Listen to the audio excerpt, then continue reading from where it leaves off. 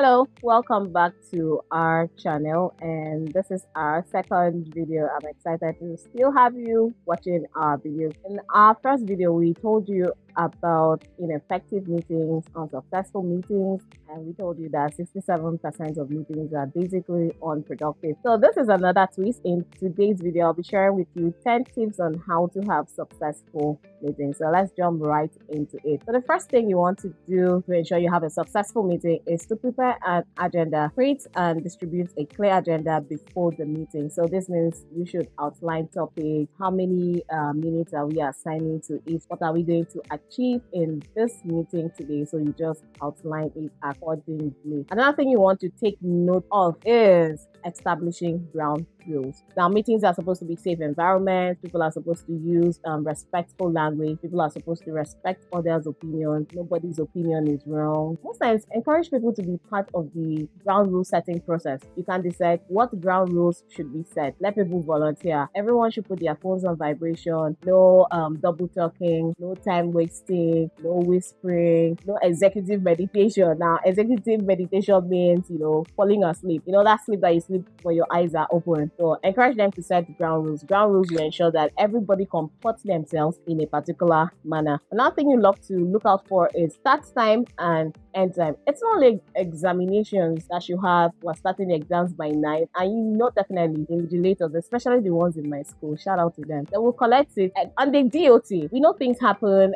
You can extend by 10 minutes of grace, but always have in your mind we cannot have more than 20 minutes of grace. Shows that you have respect for other people's time. People can plan around your meeting. Your meetings will be more successful if you respect the start time and the end time for your meeting. Another thing is to encourage participation. It's not a one-way street. It's a meeting, right? So let people participate. Let people share their views. Let people share their ideas. Encourage people to come out of their shells. Encourage people to bring their best ideas forward. And you encourage people to do this by, using the right words, motivating them, making them feel included, telling them that everything they say is valuable and important for the meeting we are having today. And encouraging participation ensures paying attention to power dynamics that we mentioned in the previous video. If you didn't watch that video, you should go back so you understand the concept of power dynamics. And it not be a meeting where you have just the men speaking and the women are just keeping quiet and concurring. Meanwhile, they have things to say. So make it a safe environment to encourage participation. Another thing is manage time wisely. So you have an agenda. It will be really annoying to have an agenda and not stick to the agenda. Manage time wisely so you can meet up with the other tasks of starting your meeting on time and ending it on time. Another important thing to look out for is how do you do your meetings? Use visual aids. Your meetings are supposed to be engaging.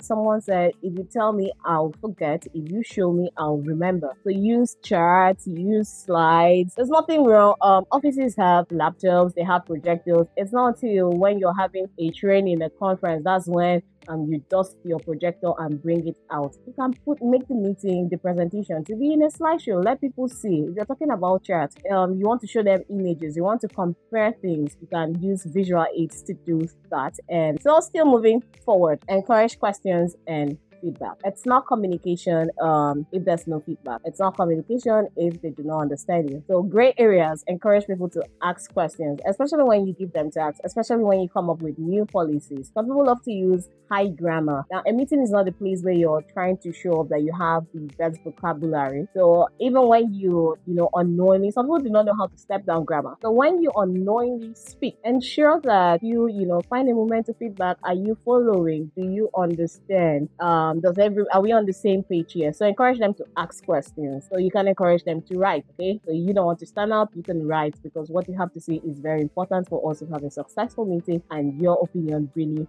matters. So moving ahead to point number 9, document decision and action taken.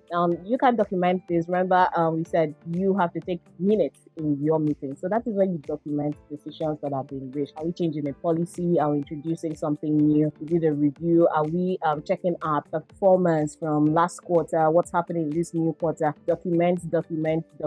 Ensure you write it down. There's a reason why you have to document, because you can store information offhand. You cannot always, get it anytime and make reference to it. And it's even there for the future. So you might leave a particular office. The HR might find another job somewhere else. We don't have to start calling the HR to ask, we're sorry to disturb you. Can you tell us about this and that? It is all documented. Another person moving into that office can simply just pick up the documents and read and come, bring the person up to speed with what's happening in the organization. And lastly, very important, follow up. Follow up on decisions taken, follow up on actions taken, follow up on participants. A simple thank you will make people want to come out for meetings. So you say thank you for coming for the previous meeting, thank you for supporting our decision. Oh, I saw what you did the other day. Or someone even came very, very early and helped to set up the venue. Say thank you. So do follow up on the actions taken, the decisions reached. And those are 10 tips. There are several other ways you can have successful meeting. My own favorite is, please, if a meeting is going to take more than 2 hours, you should at least provide water for participants. If you can